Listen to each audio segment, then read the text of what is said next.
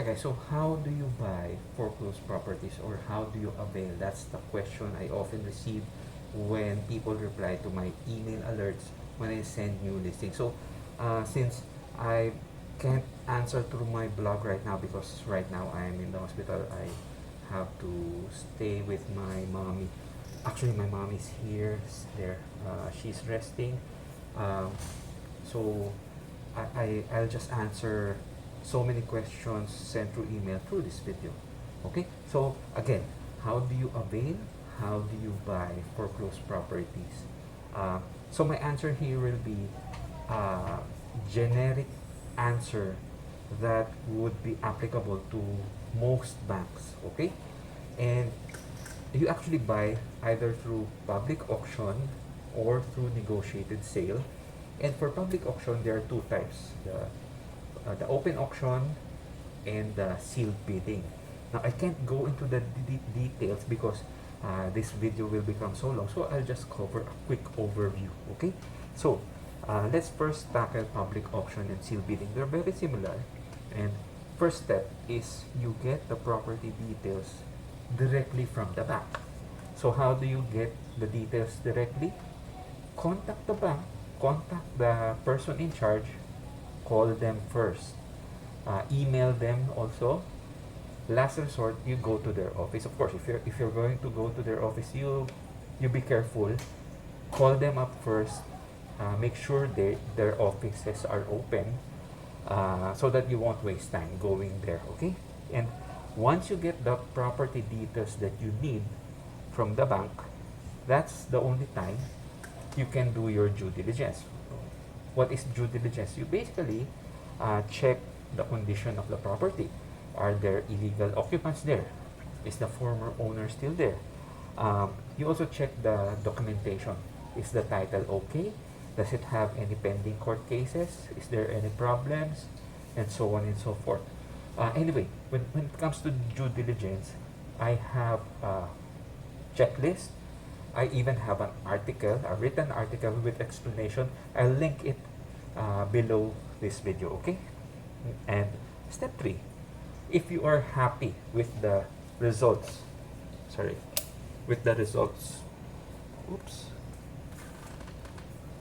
If you're happy with the results of your due diligence, that's the only time you attend the bidding, okay? So you attend the bidding.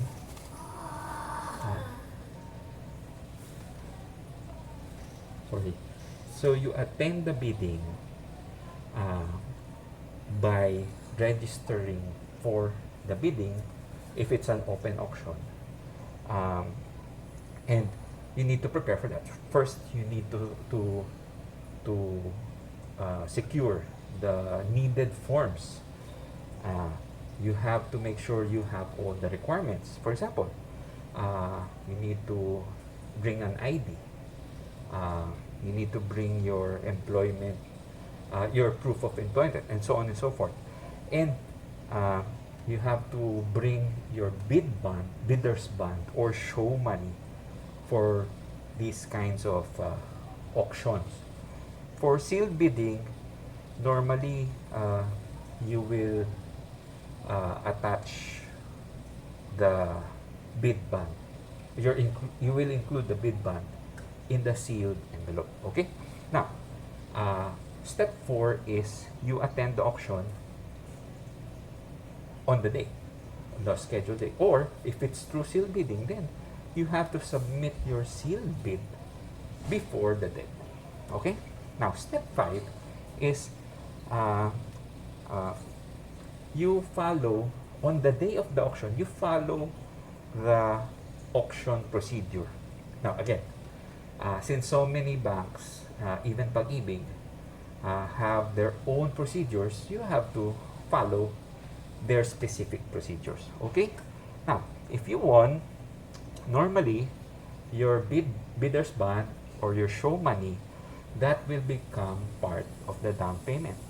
And you will proceed to the next steps, specific, the steps that the bank or the institution will provide you. Okay? Now, what happens if you lost? Obviously, you will get back your bidder's bond or show money. And again, you have to follow the procedure for that specific bank or the institution. In case, for example, it's Pag-IBIG, you follow the steps of Pag-IBIG. Okay? So that covers what you do, how to avail or how to buy through public auction or sealed bidding. Okay? Now, what if a property, a foreclosed property is for sale through what they call negotiated sale? If it's negotiated sale, there's no need to attend an auction. And it depends on what kind of negotiated sale is being offered by the seller. So if the negotiated sale, if it happens like this, offers are accepted anytime, then the first thing you need to do, step one, is you need to confirm the availability of the property with the bank or the institution that's selling that property. However, if the negotiated sale is conducted in a way where there is a period, there is a specified, they specify a date where that's the only time they can accept offers, then as long as it's the day is before that the deadline, then obviously the property should still be available. Okay, now move on to step two. If there again, do your proper due diligence, meaning depending on the details that you got. Again, if it's still available, get the details and do your due diligence. Again, I mentioned earlier an overview of doing due diligence. Okay, and if you are happy with what you found out about that target property of yours, proceed with submitting an offer.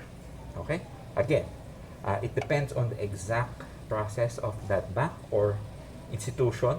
I often say institution if I'm referring to Pag-IBIG or GSIS or SSS.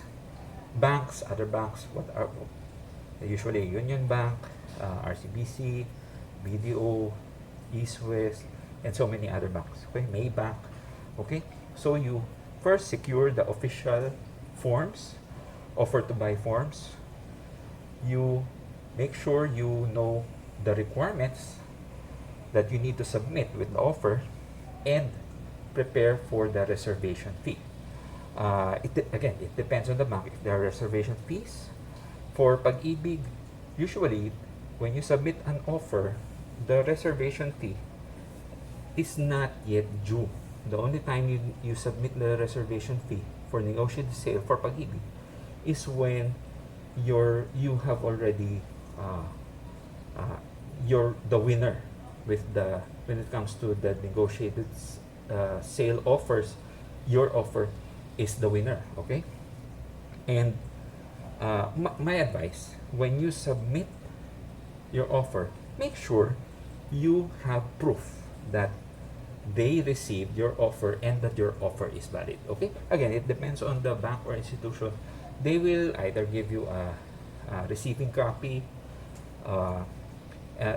as proof that they submitted, that they received the offer that you submitted. Okay, and after that, you just have to wait for their notice, the notice from the bank or the institution, that your offer was approved or not. So if it's approved, then you're the winner.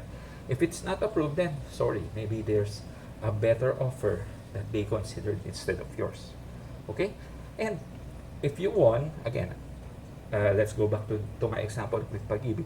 If you were the one for Pag-IBIG, they list the winners on their website.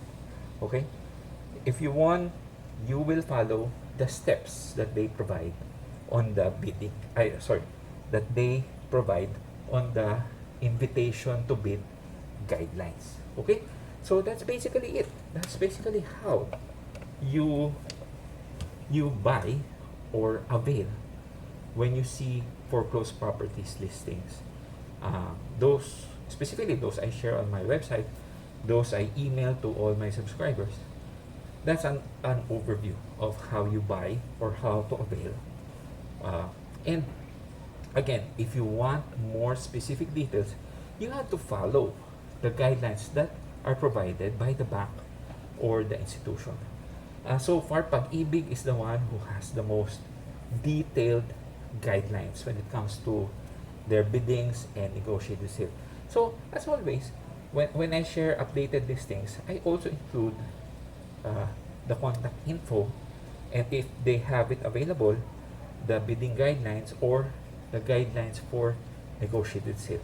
So please read those so that you'll have a very good understanding. And then if you have questions, contact them directly. Okay, no need to go through us, because I often say this, even through my emails, through my blog posts, that we have stopped offering real estate brokerage services when it comes to foreclosed properties. But since so many people still come to my website asking for updates, or they email me asking for updates, that's why I consistently send email updates and blog updates for any new listings that I find. Okay, so if you found this helpful, please like this video. If you want more, I'll be coming up with a lot of other videos to explain some aspects or more aspects of buying foreclosed properties. So subscribe so that you will not miss any of my upcoming videos. So thanks again, guys. See you in the next one.